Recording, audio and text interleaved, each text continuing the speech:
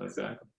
So for those who have not met before, my name is Michael Goldberg, and I'm the executive director of our Veale Institute for Entrepreneurship at Case Western Reserve. And I also am an associate professor teaching entrepreneurship at Weatherhead School of Management. So it's great to see some familiar faces and some new faces today for our discussion with Sarah Morgenstern.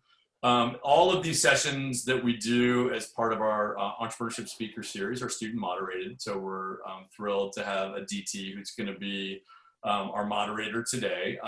We encourage participation. So Aditi will be running the show, so you can let her know either in the chat, or if you're on Facebook, put in the Facebook chat and we'll bring your questions in, and then you can ask Sarah the questions directly or through Aditi. So that's great.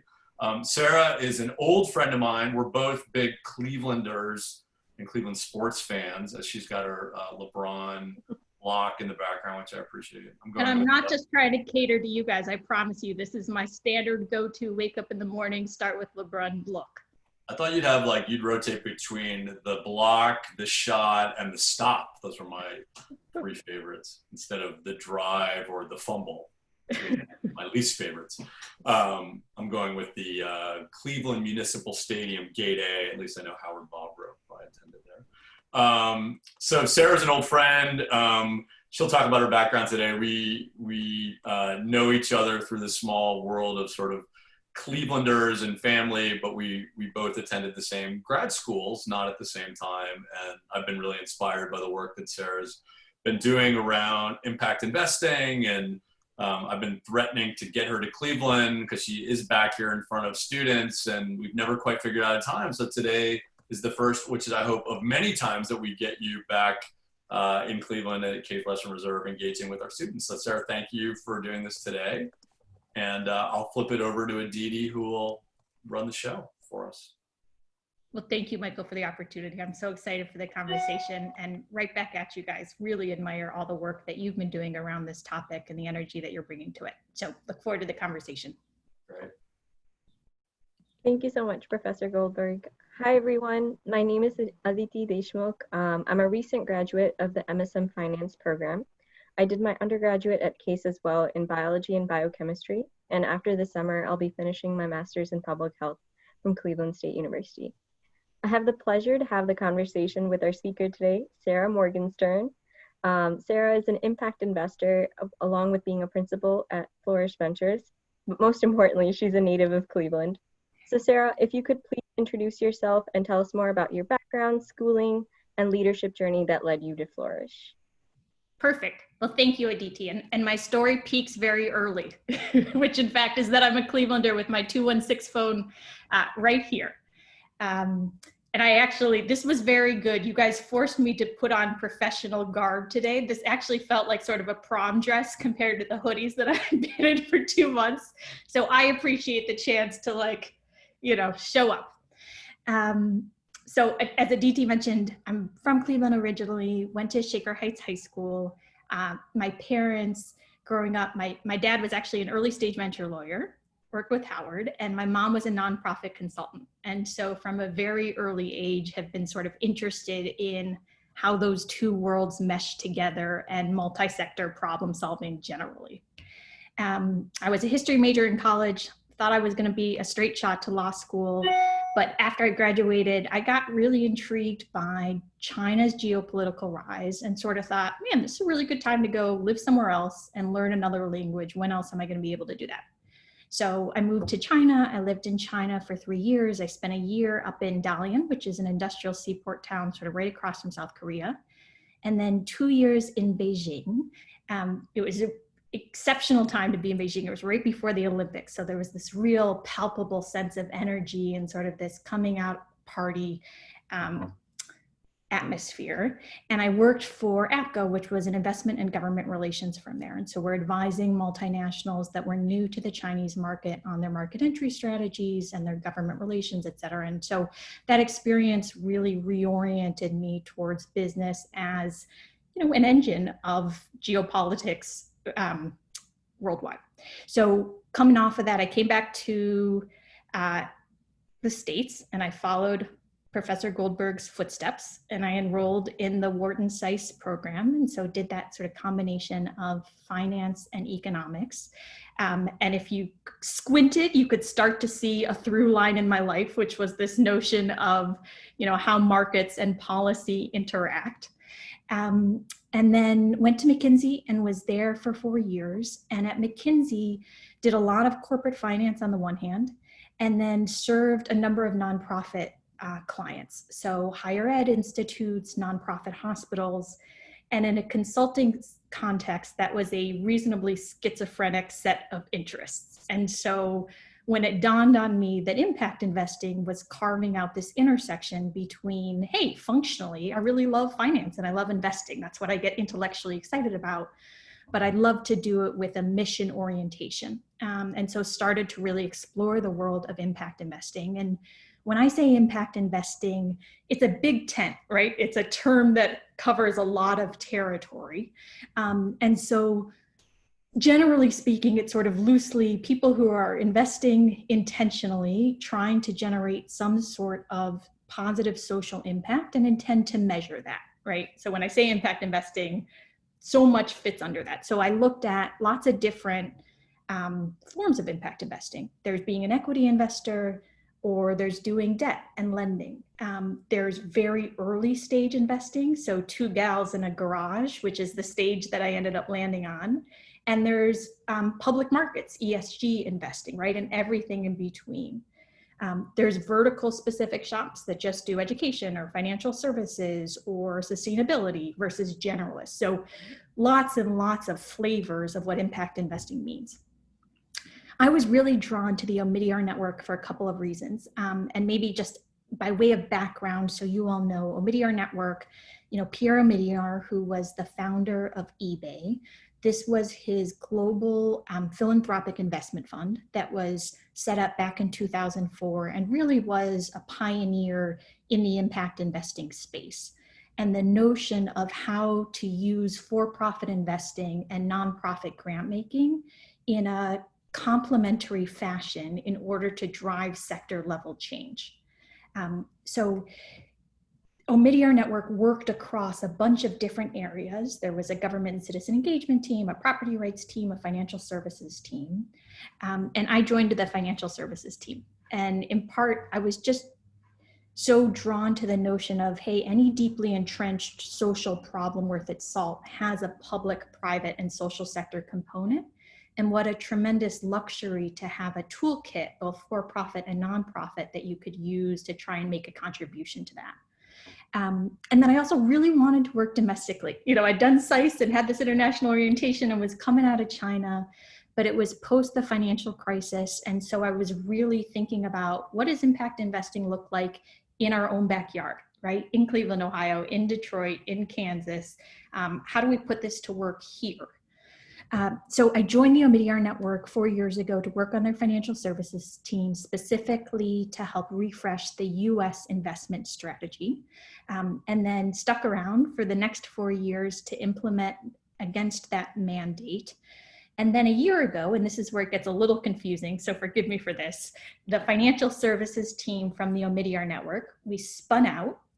Probably better described as spinning in place, because it was the same team with the same funder, with the same mission, working at the same cubicle, but we're now called Flourish Ventures. So I'm currently at Flourish, and Aditi, I know that was I'm happy to answer any questions about that sort of meandering journey. Otherwise, we'll transition to sharing about Flourish and what we do there. No, I think that's a great transition. If you could just emphasize more about the Flourish story, and also specifically in terms of impact, what you were looking into, and kind of how you guys initiate change at your venture capital fund. Perfect, that's great. So Flourish is Pierre Omidyar, founder of eBay, his global evergreen fund focused on financial health and economic prosperity. We're a $500 million facility. So when we spun out from the Omidyar network, we ported over $200 million of existing commitments. And then Pierre doubled down on the space with an incremental $300 million. We have 18 investment professionals around the globe. We've got boots on the ground in India, in Africa, and Latin America. So we are quite global and international in nature, but about 50% of our work is focused on the US, which is where I focus my attention. And the jumping off point for everything we do in the US is, hey, 70% of Americans live paycheck to paycheck, struggle with financial health. That was true even in a pre-coronavirus environment. It's obviously only been exacerbated by the tumult that has unfolded over the last quarter, right? But the core notion that the majority of Americans are living paycheck to paycheck has been true for a while here. And so that's the umbrella thesis for everything we do. Against that mandate, 90% of our work is early stage, for-profit, commercial return-driven investing, largely seed through Series B, and we can come back to some of that as helpful. And we're really looking for technology-enabled solutions that help mass market consumers up and down the income spectrum to either become more financially resilient or build their net worth. That's the outcome that we want to help families with. And against that, we actually behave a lot like sort of mission-driven fintech investors, right? We really do invest in the full suite of financial service products. So mobile banking tools, lending tools, insurance tools, retirement savings. When I say sort of fintech, those are the subcategories underneath that we invest against. And I'm happy, Aditi, to share more about our portfolio and some of the specific companies. When we invest in for-profit companies, we want them to be wildly successful in their own right. But we also invest in specific themes that we hope can sort of provide a demonstration effect and nudge the system in a positive direction. So for example, we've made bets across the globe in mobile banks where there's no brick and mortar branches, right? So you're eliminating that whole cost structure and everything is distributed over the mobile phone. And that's something we've invested in the US, in Nigeria, in Pakistan, in India, right? So we tend to invest around themes. So 90% of our work is for-profit investing. 10% of our work is grant making. And we use our grants for consumer research, for measurement tools, and for policy engagement. You know, we recognize that financial services is a well-defined sector with regulators and consumer advocates and a whole set of ecosystem actors that are really important to shaping the overall narrative. And so that's how we use our grant dollars. So that's the operating model at the highest level in terms of the for-profit investing and the nonprofit grant making. I thought it might be helpful to go into more detail about a couple of our for-profit companies to give you a flavor for them and a couple of our grants just to sort of illustrate this high-level jargon. Does that feel like a useful next direction? Yeah, that sounds great. Yeah, okay. So in our for-profit investing, you know, one of our observations about fintech, there's been a surge in investment in fintech in the US over the last decade. But when you look at where those dollars go, they're very disproportionately focused on upper middle income millennials at the expense of sort of everybody else, right? And so we're really interested in personal finance tools that help overlooked consumer segments. And I'll give you a couple of examples of that. One is a company called Propel. So the story behind Propel is there are 40 million people in the US on food stamps. It's 1 in 7 US households.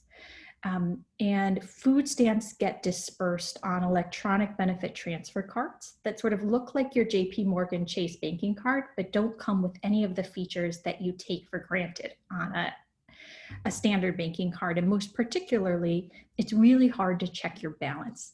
Right? So imagine your food stamps come on the 1st of the month. Now it's the 17th. You're going into the grocery store. You're trying to figure out, do you have enough money left to buy the carton of milk?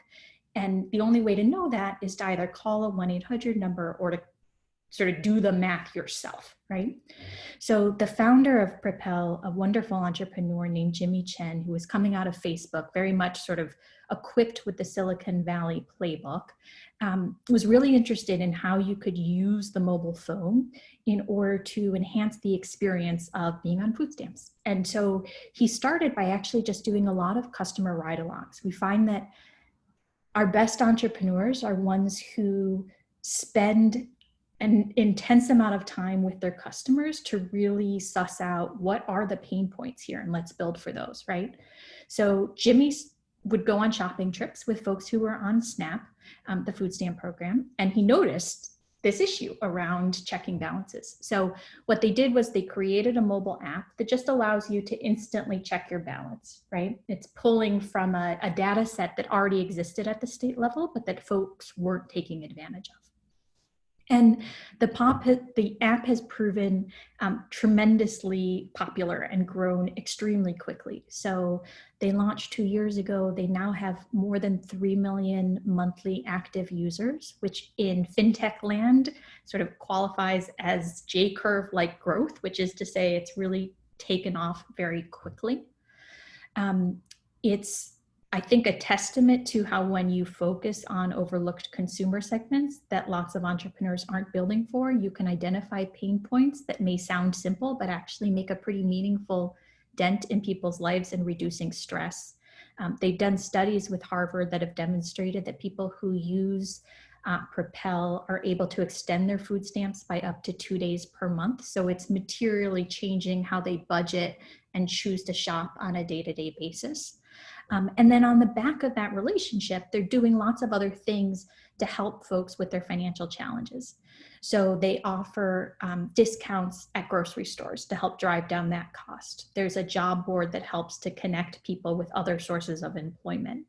And then in COVID, and as we talk through the portfolio companies, I'll try and share with you some of the things that they're doing specifically in response to what's unfolded over the last couple of months.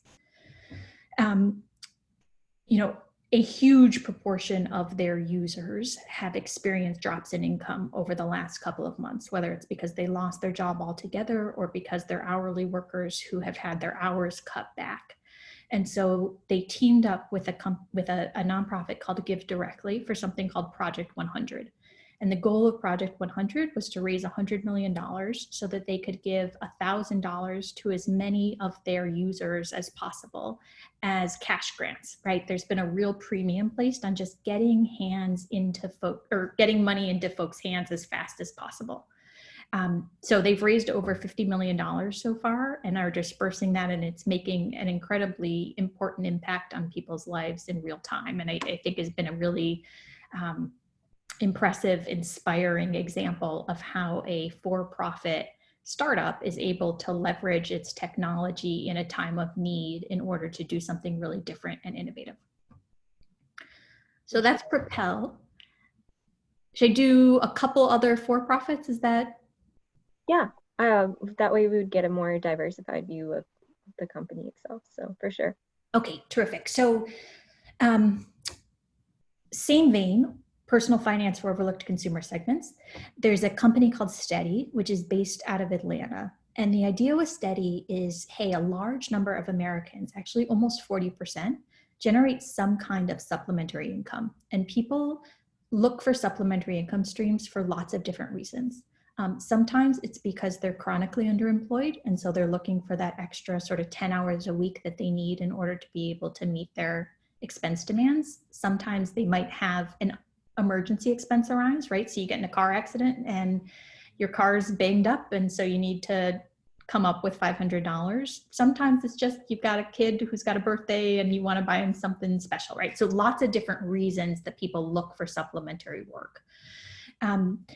There's no good way to go see what are my choices? What are the jobs out there, right? The way that's historic, and think of things like Uber, like Lyft, like DoorDash, like Grubhub, right? These are sort of part-time or hourly gig work that you could pick up. Historically, people have gone to Quora or Reddit or Craigslist, right? In this sort of haphazardly organized way to see what's available. So what Steady has done is they've taken all of those opportunities and they've aggregated them and they've digitized them, and then allow you as an individual to figure out what's the best way for me to make money given where I live and my assets and my skill sets. And so it lets you, if you're a worker in St. Louis, be able to sign on and see, okay, here are the 15 jobs that I could get moving on today. And oh, by the way, my friend did one of these and really liked it. And so I've got some social validation that this could be a good fit for me. And they can provide all sorts of insights into those jobs. So a really interesting innovation focused on gig workers. There's obviously and soberingly been a surge in demand for those kinds of products after COVID hit, as folks are scrambling to look for new sources of income. And so their job board has been really helpful because everything is fresh and live. You know, if you go to other job boards, there's lots of links that are quite stale, right? So it's incredibly frustrating as a user because you're trying to figure out what can I do today, and everything is postings from 2 months ago.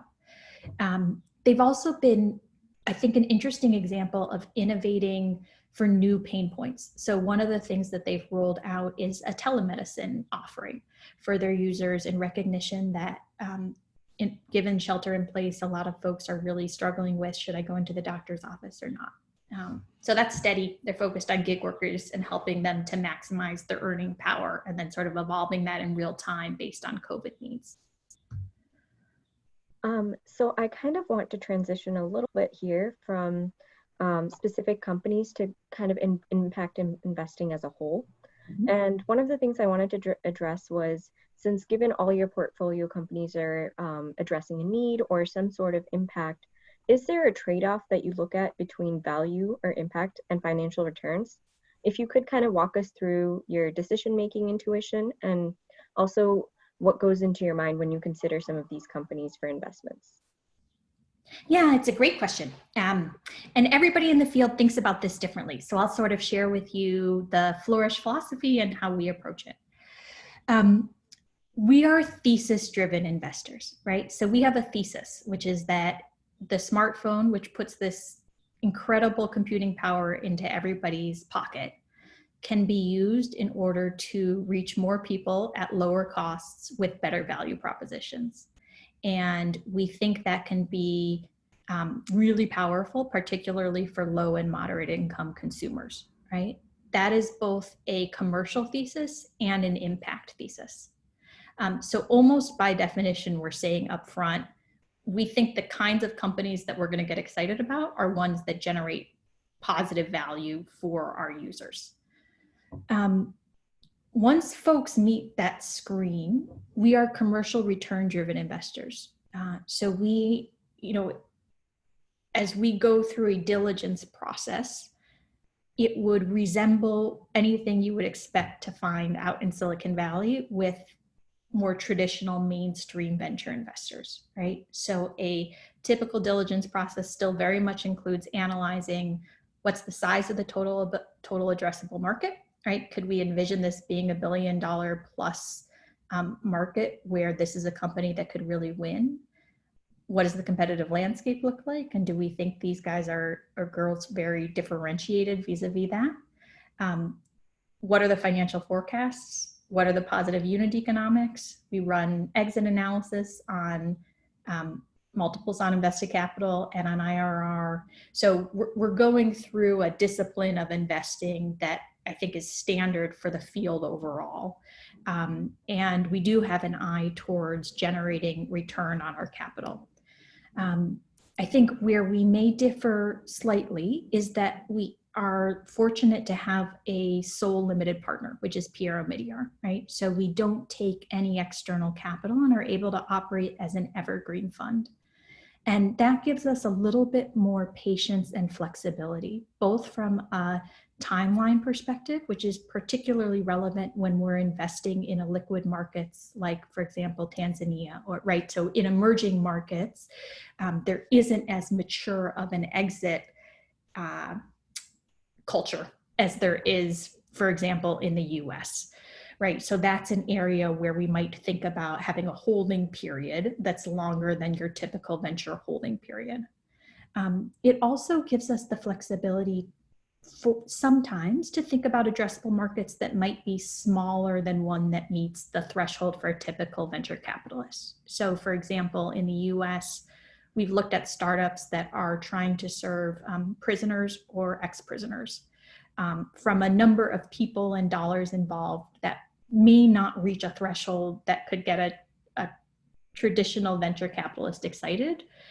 For us, the depth of the direct impact is so compelling that that's something that we would look at nonetheless.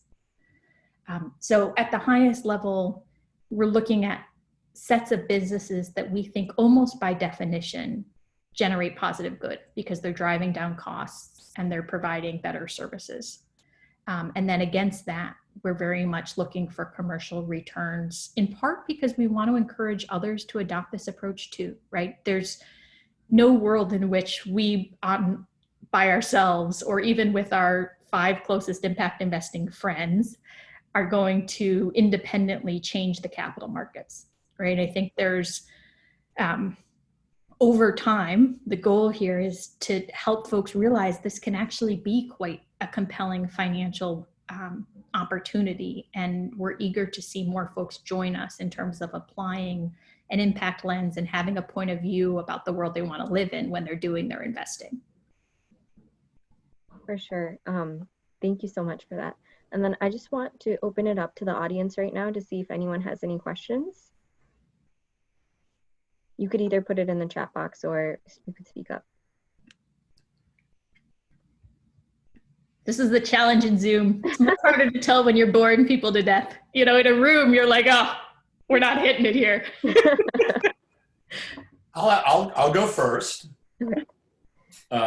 Thanks, Sarah. Yeah, and please do, folks. I know it's with Zoom, it's always a little hard jumping in, but I wanted to ask you a question. A few years ago, I did a State Department trip on social entrepreneurship. I did some lectures in Zimbabwe, Zambia, and Namibia. And, you know, these were local entrepreneurs with a social function. And what came up a lot, and I know the work that you do, as you described, both spans investing in for-profit companies and then making grants to organizations, that I think a number of entrepreneurs sort of struggle with that decision whether to set up shop as a not-for-profit and go for grants to support the work, or to set themselves up as a business. And I felt like actually a number of the entrepreneurs that I met on that trip in Southern Africa, because there was this growing amount of funding for businesses that were making an impact, like that everybody in the room was like, well, now I'm going to be a business. And I'm sort of curious, Sarah, like what advice do you have? And I know the context is different depending on the sector and where you are in the world, but I'm sure you get that question a lot about that decision point, and curious what perspective or advice you have for entrepreneurs that are making that initial decision how to structure their approach. Yeah, it's a great question. And I think something that folks wrestle with routinely, right? I don't have any, I think, you know, as you think about what makes for a venture investable company and laying out the different dimensions of sort of what has to be true, and then seeing, do I fit those boxes, right? So the formula of sort of, am I venture investable? It's am I playing in a market that $1 billion, use that as just a rule of thumb, right? But it's some size that if I think I can get 10% of that market, I could be a company that generates $100 million in revenue per year, right? You have to have some sight line to, it's a big enough opportunity and I could get a big enough bite of the apple that I could see a world where I'm a company that can generate X in revenue, right? It's really thinking through the unit economics. And when we say unit economics, it's, can I profitably serve one individual, right? Which means, what did it cost me to acquire that user? How long is that user going to stay engaged with me? For each year that they're engaged with me, what's my operating margin on it? And when I look at that equation, am I going to come out net positive? And the Valley can be a funky place because sometimes there's a lot of energy and investment that goes into companies where unit economics are not positive. But I think if you're in a position where you're trying to choose between a for-profit or a nonprofit structure, it's really important to play out those questions and feel comfortable that the answer is yes to all of those if you want to go down the venture route, because the venture route comes with expectations around what your future growth trajectory will be, right? There is an expectation that it has this kind of potential over a compressed time frame. So I think it's good to grapple with, is that what I want, right? And sometimes the answer may well be no, right? Because it is not the case that everything is best solved with a business. And so I think making sure that we don't over romanticize business as the answer to everything, right? There are ways in which commercial companies can make really positive contributions. And so we certainly want that to be part of our toolkit, but it's not the whole toolkit. I'm just going to ask, a few people have their hands raised. Sissy Chen, do you have a question for Sarah? Yeah. Hi, Sarah. Thanks for telling us your story of your journey. So like I said, I'm a recent graduate and I'm like starting to get into the period of like thinking far ahead as of in the future. So in terms of making the career move, how did you know that it was the right time for you to make the career move, from consulting to investing, and how did you make the decision to go into investing, and what was the journey or thinking process behind that? It's a great question. I suspect I'm in the same boat as a lot of people, where you can sort of concoct a cohesive storyline looking backwards about why you make the choices that you did. They don't necessarily represent what was actually going on, right? Which was a bunch of curly Q lines. I think I generally knew that I wanted to operate at the intersection of private and public markets, right? So that high level notion of there's a nexus there. I don't want to do just one and I don't want to do just the other. I want to do stuff that's drawing on both. That was something that at a nebulous level, I knew since I was little, right? In part inspired, I think, by my parents. It took a long time to figure out what that could look like from a professional standpoint, right? And I think the first insight was when I was at McKinsey and confirming, I really love private equity due diligences. I don't love not sleeping, but I really like the idea of tearing into a new market, understanding the potential there, trying to represent that via a financial model. What are the key variables? Can we stress test those? I found that incredibly exciting, right? But it was clear to me that alone without some mission orientation was probably not going to be satisfying long-term. And so I explored lots of different things. I mean, as I thought about what might come next after McKinsey, it took me a while to land on impact investing and the Omidyar network interpretation of impact investing against that. And I had conversations with tons and tons of generous, wonderful people, all of whom shared their life paths with me and did a lot of interviews. I actually found that to be I learned a lot, right? Just by going and talking to companies and figuring out, do I like this culture? Do I not like this culture? Would I want to work here? Would I not want to work here?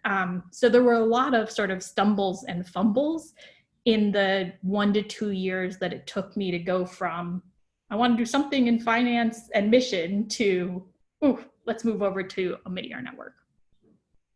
The one, and Cece, this wasn't totally what you were teeing up, but in terms of career advice, if I had known that I was trying to be an impact investor, what would I have done differently? The one thing I do urge people to think about is going and getting operating experience at a startup. I think there's nothing that replaces having those chops, having walked the walk. I think it comes with a lot of credibility when you're an investor if you've been there and you know what it feels like to be on the opposite side of the table and have investors tear your deck apart, right? And try and do things on such an excruciating timeline. So even if investing is your end game, I actually think there are a lot of ways to get there, and doing it on the ground is one really good one. Thank you so much. John has a question. Do you want to speak up, John? Yeah, sure thing. Thanks. Thank you, Sarah, for doing this. Really appreciate it. I was particularly interested in kind of one of your first statements in your career path. Oh, I think we lost you, John. Oh, can you hear me now? Yes, we can hear you. Okay, sounds good. I probably accidentally tapped it, No the mute problem. button there. But I guess I'll just restate it because I'm not sure where I cut out. But I was really interested in your kind of first part of your career path there, Sarah, where you said you were interested in first going to law school, but decided because of, I guess, like the geoclimate and with the rise of China to not end up pursuing that path. I would presume that some of the reasons why you were interested in law have still pervaded into your career now. And so I'm kind of curious, how do you think your career path would have changed had you actually ended up going to law school? What kind of aspects do you still see that you were interested in at law school, still in your current career as a venture capitalist? Okay, that's existential. See, this is the fear whenever you do this kind of thing. Folks are like, did you make the right choices? And you're like, I have no idea. Well, there's no one right choice. That's the best part of it.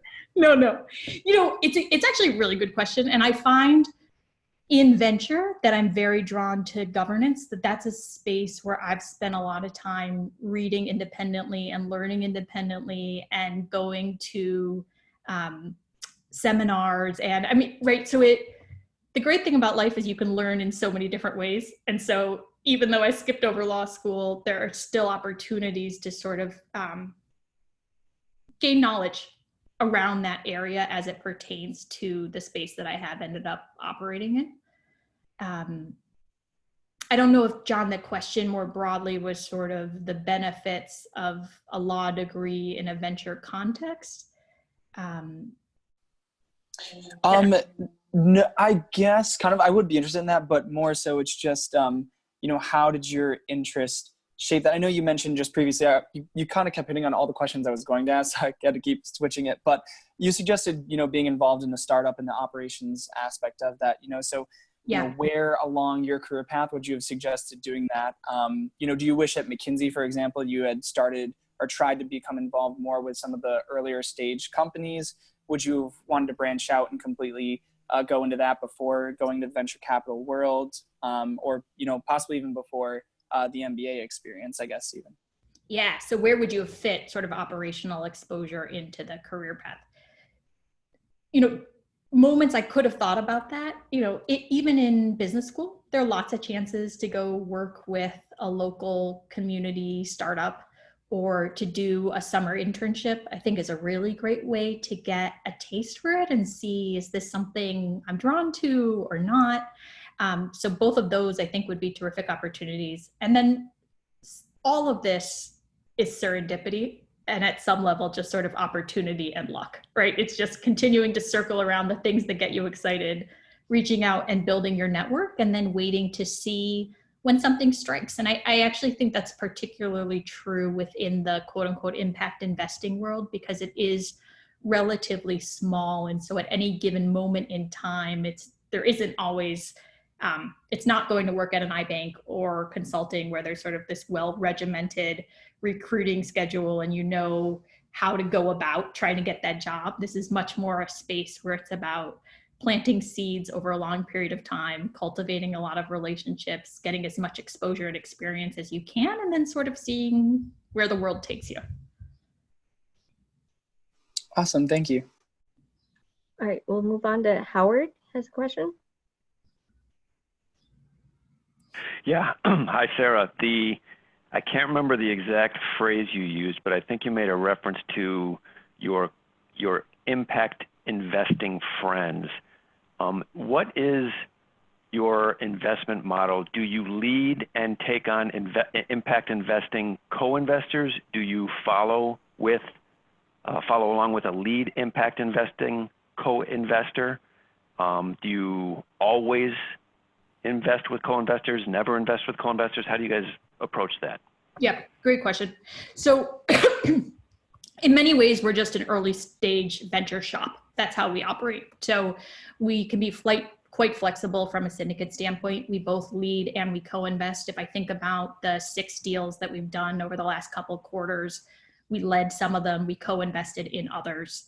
It's very specific to the company and frankly, their syndicate preferences, right? I mean, ultimately our goal is to set up any startup for success. And so early days, we're always having conversations with entrepreneurs about what are you looking for? What is the syndicate and set of voices around the table that best positions you guys to be successful? But the short answer is we lead, we co-invest. Our ticket sizes can range from $500K at the low end when we're investing in a seed deal up to sort of 6 to 8 million at the high end if we're doing an A or a B.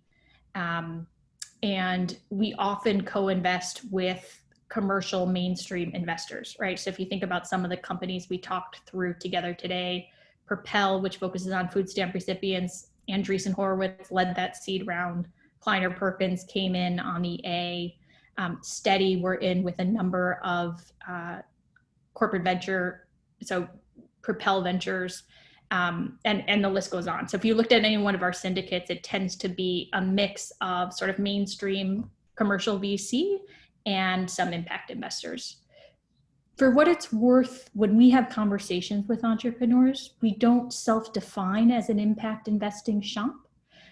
It's very much, we are mission-driven fintech investors. So we're looking for those companies where the entrepreneur, him or herself, is very motivated to try and achieve something positive for low and moderate income consumers, and where the revenue and operating model and KPIs align with good outcomes for consumers. So that's how we think about that. Great. And I thought you were going to ask me, did I learn everything I know about life from my father? And the answer would be yes. And I want you guys to report back to Mark Morgenstern. That was Sarah's. I'm going to move on to Anna. She has a question. Anna, do you want to speak up?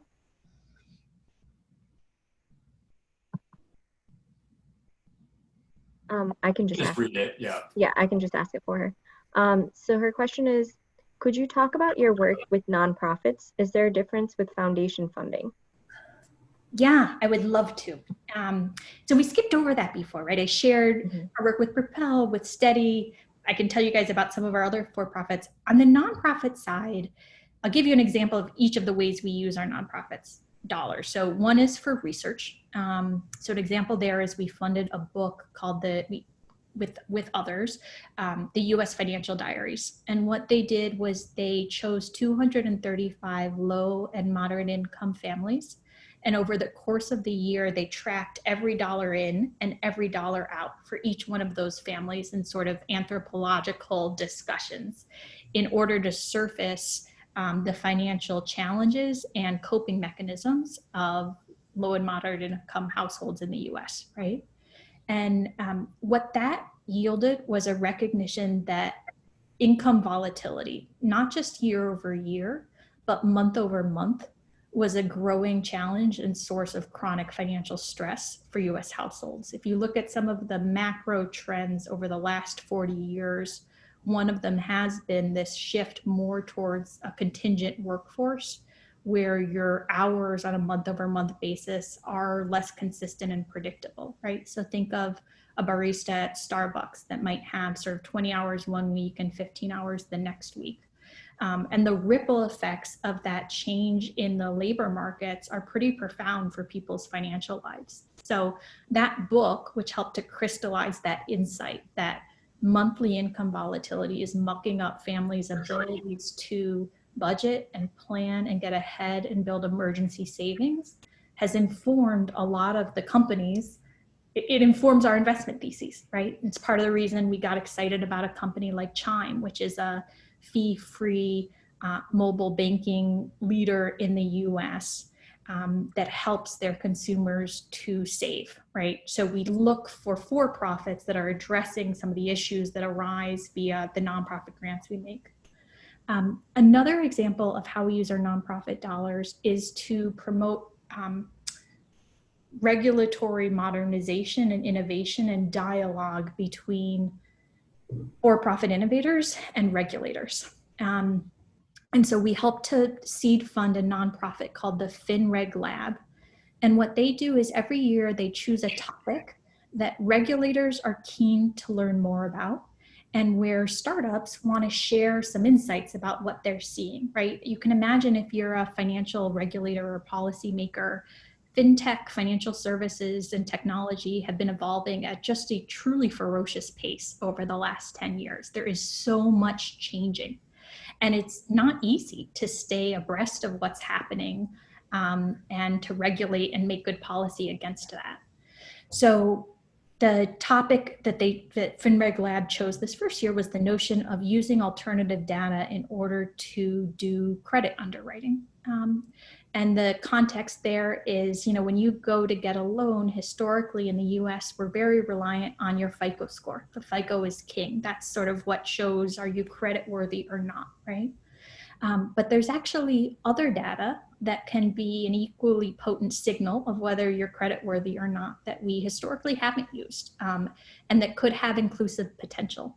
And specifically checking account. So if you look at what's in the money moving in and out of somebody's checking account, that can actually tell you some interesting things about their creditworthiness. So FinReg Lab had a bunch of startups, well-known financial service startups, all participate and contribute their data. And they wrote a report that shared out the inclusive potential of looking at alternative data.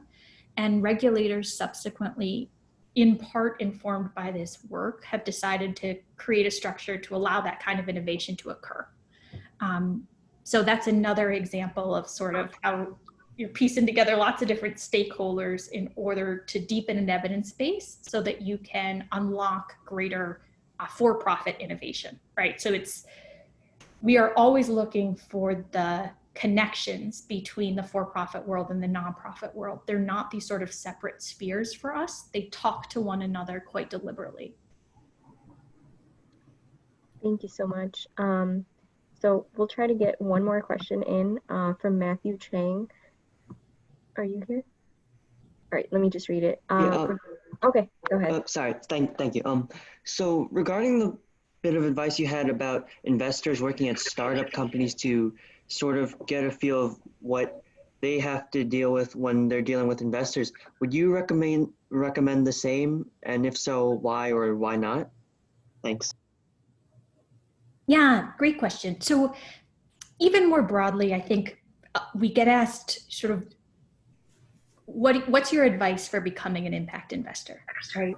And I think the advice against that is to draw lots of concentric circles of things that help you build expertise and insights and relevance in impact investing, and that there are lots of different ways to do that. So being an investor is certainly one way to prepare yourself, right? Many folks in impact investing came out of investment banking. Consulting, I think, gives you a certain set of skills, particularly around analyzing business models and in the face of ambiguity, which venture is chock full of, right? Because remember, a lot of times we're investing in companies, they may be pre-revenue, they may even be pre-product, right? So you're really having to extrapolate. So consulting can help to build your skill sets there. And then being an operator is another way to be a part of this world and to start to gain currency. And so I don't think there's one is not more right than the other, but as you think about what you're exploring, I think keeping a broader possibility set just gives you more opportunities. So would just encourage folks not to be too narrow in terms of how they explore what it might mean to get involved with impact investing. Thank you so much, Sarah. I'm going to start wrapping up here because we're about to be a little short on time. So in terms of for my final question, I wanted to ask you, you've gone through such an immense leadership journey, and I'm sure there's been several struggles along the way. How have you managed to retain yourself in your leadership style, but also what was that one kind of sort of experience or moment where it was a great teaching lesson in terms of leadership for you? That's a wonderful question.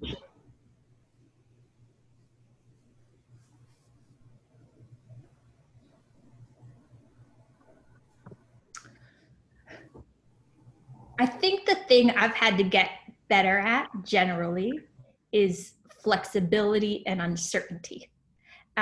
So the venture world is very unpredictable and the churn is constant.